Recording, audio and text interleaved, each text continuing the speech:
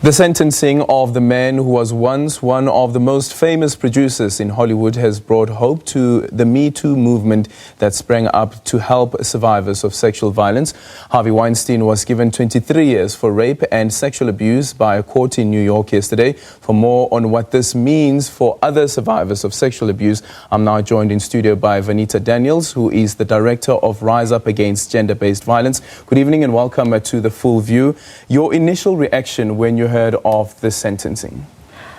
I was very happy, and I think a lot of people were very happy.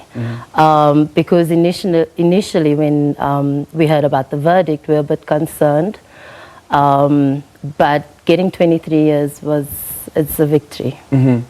What do you make about his remarks as well? He speaks about, for instance, that he is deeply remorseful, but then in the same breath speaks about how confused he is by things that were said through the Me Too movement.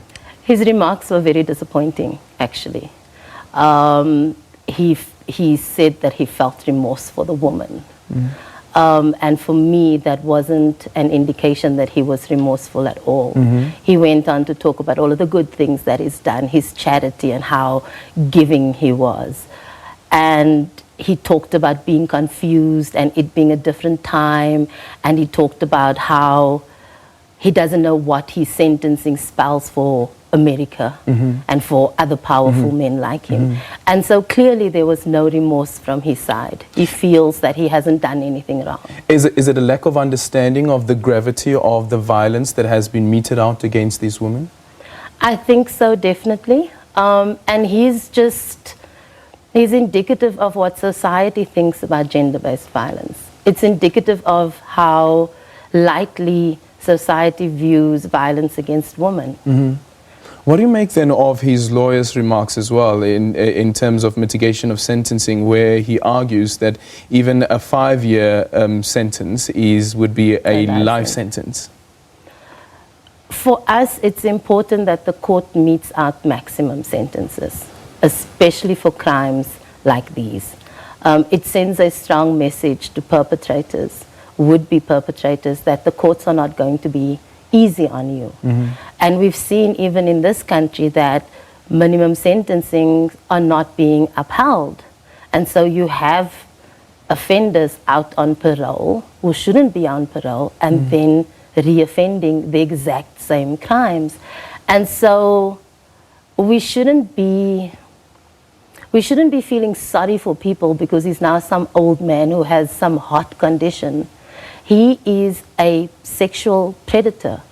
And who knows of the number of women that hasn't come forward? Because just like in this country, the rates of people who don't come forward to say that they've been violated, that they've been raped, that they've been attacked.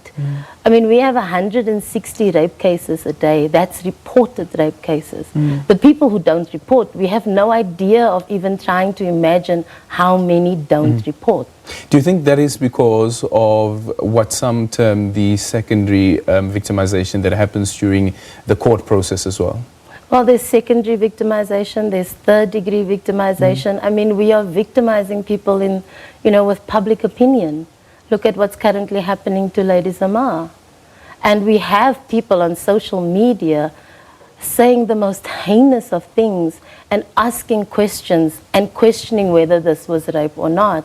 We have people in this country and across the world, when it comes to sexual violence, when it comes to GBV, the victim and the perpetrator and the survivor needs to look a certain way. They need to act a certain way. They need to sound a certain way for society, for the courts to have even a modicum of sympathy and empathy towards them. And so if you don't sound a certain way as a survivor, then we don't have any sympathy or empathy for you. It's almost that there's like a manual that once you've been sexually violated or even just a victim of gender-based violence, this is how you're expected to respond to it. There's boxes that you need to tick. Yeah. And we don't have any concern for the trauma that women go through.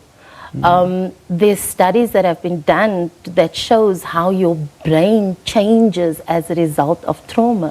And so if I had been sexually assaulted, if I had been raped, I am then expected to act in a certain way with no concern or regard for what actually happened to me and how I am busy processing this as an individual. And that is why we believe the victim and the survivors. We believe them when they come forward and say, this has been done to me. Because it takes a lot of courage for somebody to come forward. And what do you make then of people who say that there are women who would use the seriousness and the gravity of gender-based violence to get back at their former lovers, for instance? We try not to pay much attention to the whataboutism. It's a red herring argument. If you look at statistics of reported rape cases, less than 2% are false allegations. And so then to have a discussion that deals with that 2%, it's disingenuous at best. And it tries to take away from the gravity of the situation. It tries to, there's a war that's going on in this country against the bodies of women and children. And if we're not going to stand up and say, but there's a war and we need to do something, this is going to go on unabated. And I guess that war is not only in South Africa, as we see with the Harvey Weinstein case. It's a war that's being fought globally. Vanita, thank you so much for your time. Thank you. Vanita Daniels there, the director of Rise Against Gender-Based Violence. And I hope that the message that you sent there reverberates in your household as well.